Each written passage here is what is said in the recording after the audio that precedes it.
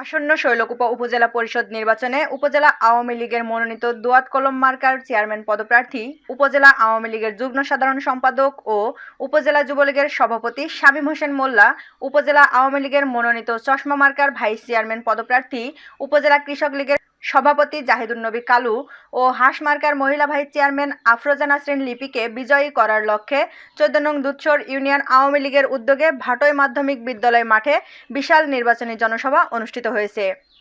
এতে ইউনিয়ন আওয়ামী লীগের সভাপতি গোলাম সরোয়ারের সভাপতিত্বে প্রধান অতিথি হিসেবে বক্তব্য রাখেন ঝিনাইদহ জেলা আওয়ামী লীগের সাবেক সহসভাপতি বীর মুক্তিযোদ্ধা মকবুল হোসেন। এ সময় আরও উপস্থিত ছিলেন জেলা আওয়ামী লীগের সাংগঠনিক সম্পাদক আসাদুজ্জামান আসাদ, জেলা আওয়ামী লীগের কোষাধ্যক্ষ জোয়াদ আলী, জেলা আওয়ামী লীগের শিল্প ও বাণিজ্য বিষয়ক সম্পাদক এবং ১৪ নং দুধসর ইউনিয়ন পরিষদের চেয়ারম্যান শাহাবুদ্দিন সাবু, উপজেলা আওয়ামী লীগের সাধারণ সম্পাদক ও উপজেলা চেয়ারম্যান আব্দুল হাকিম, উপজেলা আওয়ামী লীগের সভাপতি ও ইউপি চেয়ারম্যান মতিয়ার রহমান সহ আওয়ামী লীগ ও তার অঙ্গ সহযোগী সংগঠনের হাজার হাজার নেতাকর্মীরা উপস্থিত ছিলেন। উপস্থিত নেতাকর্মীরা আগামী ২১শে জুন উপজেলা পরিষদ নির্বাচনে উপজেলা আওয়ামী লীগের মনোনীত প্যানেলকে ১৪ নং দুধসর ইউনিয়ন থেকে বিপুল ভোটে জয়যুক্ত করার জন্য সর্বোচ্চ চেষ্টা করার জন্য কাজ করে যাবেন।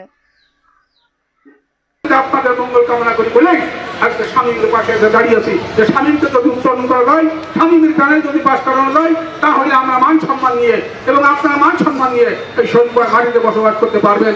এই আশাবাদ ব্যক্ত করেই আমি আপনাদের কাছে আবার শামীম, আমাদের জাহিদুন নবী কালু এবং নিবিড় ভোটসে আমার বক্তব্য শেষ করছি। সবাই ভালো থাকেন।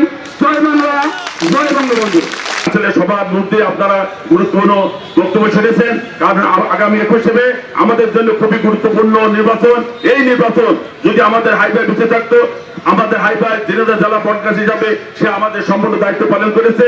সে মারা যাওয়ার পর আসলে আমরা ঝিনাইদহ থেকে আমরা ৯০% আমরা পিছিয়ে ফেলেছি।